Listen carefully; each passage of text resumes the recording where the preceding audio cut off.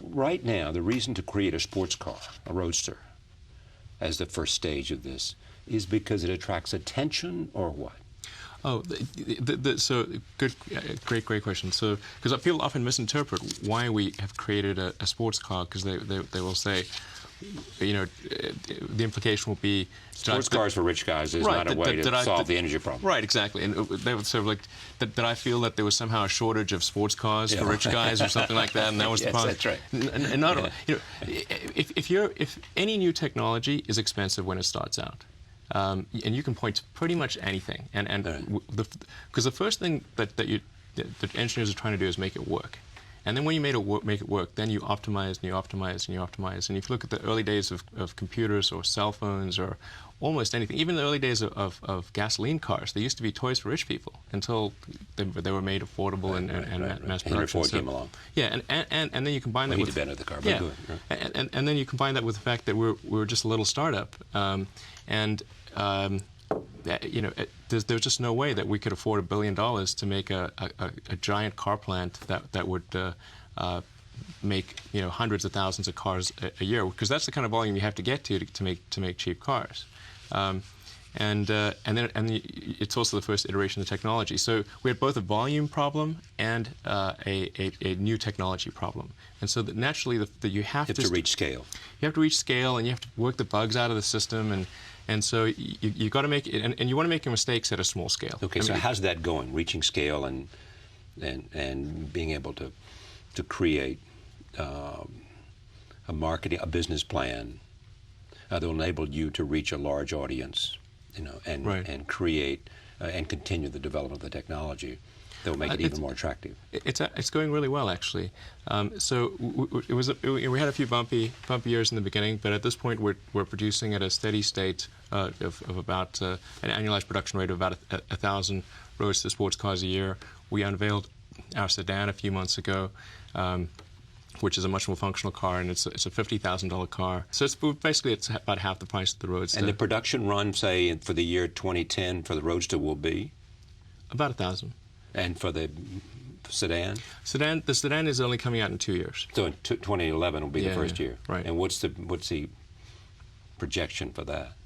We're expecting to do 20,000 units a year for the sedan.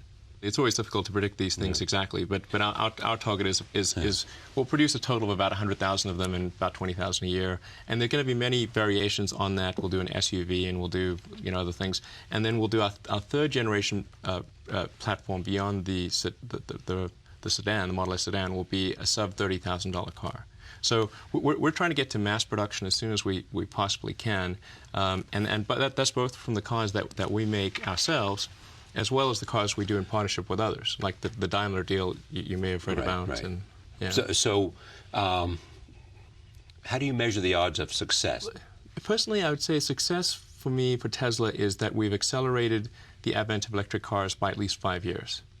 But is that the goal, to accelerate the advent of electric cars, or to create a great electric car company?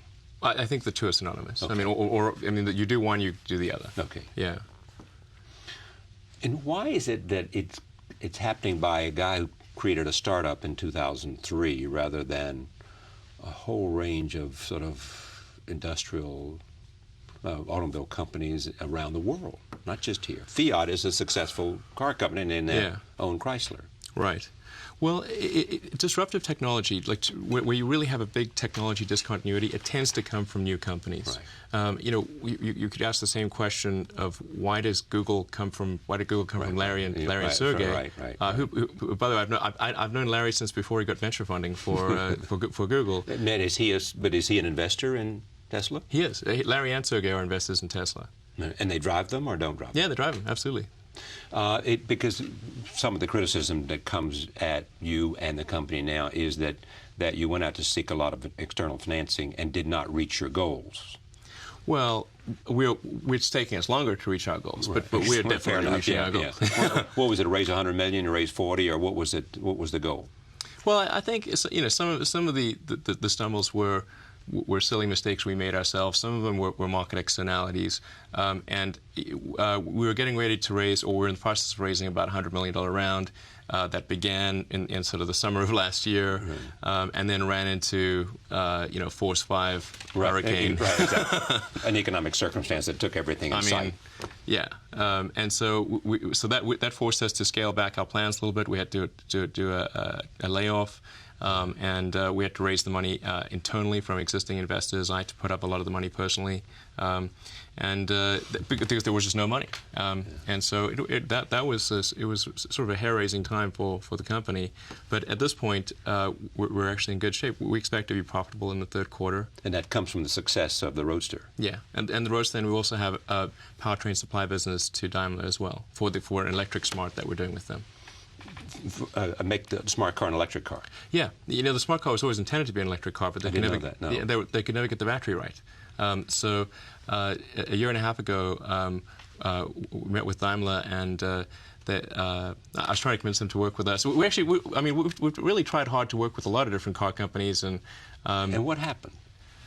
Well, I guess they think, well, they sort of took the attitude of what does some little startup in Silicon Valley know that we don't know or couldn't do, and what would you say to them? Well, we'd say drive our car and look at our technology, and I don't know, it just never seemed to sort of sink in. But Daimler it did, actually. So I went through Stuttgart one day on the way to India, actually, and met with Dr. Weber, the head of global R&D, and we had a conversation. I said, well, what does it take for us to work together? We'd love to do something. We'd love to do something with an affordable mass market car that we ourselves couldn't do right now because we don't have the capital and resources. Most of it. Yeah, and so I said, what about what about an electric smart? And because the smart was always intended to be an electric car, and what would it take for us to work together? And he said, well, if you could do a prototype, that would really go a long way. So we did. We worked really hard. The powertrain team, led by J.V. Straubel, did an awesome job. And 40 days later, when they came out to visit, we said, here's the car, take a drive. And they really liked what they saw. And so what did they do then? Then they said, okay, well, let's take it sort of another step further, and they gave us a little R&D contract, and eventually got to the point where we got a contract for to supply 1,000 cars for them, and then if we do well in that, we'll potentially go into tens of thousands of cars. But this is a car that everyone could afford, and could hopefully come quite soon. Do you have a profile of the people who you think will want to buy these Roadsters? Yeah, absolutely. It's the kind of person who likes a performance car. Maybe they own a Porsche or a Lamborghini or something. This car is actually faster than a Lamborghini 0 to 60. Yeah, it's I think faster than almost anything I know of. Yeah. I mean, there's the really sort of $1 million supercars. Obviously, those will beat it. Like the Ferrari Enzo is going to be faster. Right. Exactly. But it's pretty much faster than any normal sports car. And it's really easy to drive. If you want a high performance car with a clean conscience, this is the only option. And the sedan is going to be for someone that wants a great sedan and also a clean conscience, and it's also going to be cheaper to operate than So. Right. You are, as you well know, a controversial guy as well. I try not to be controversial, I know but controversy seems to find me. It finds you. It finds you because you think big. You're a software guy who has been successful in the private sector. Yeah. And see no reason you can't do things that other people have not been able to do, no matter how large the corporate enterprise. Create the best electric car, or B, put privately astronauts in space, which you say you will do in 2 years? Well, yeah. It sort of depends on when NASA asks us to do that. If NASA turns on asks us to do that this year, which we're hopeful that they will, the White House has convened a panel on the future of human spaceflight. That panel is going to make the recommendations in a few months. I hope that some of those recommendations will be favorable to SpaceX, because the alternative is if SpaceX doesn't do it, we will be entirely dependent on the Russians to carry our astronauts to the space station after 2010. And billions of dollars will be spent on essentially a sole source situation to the Russians, which I think is outrageous. And you haven't taken advantage of the opportunity to go in space yourself, have you? No, I've not. Have you wanted to?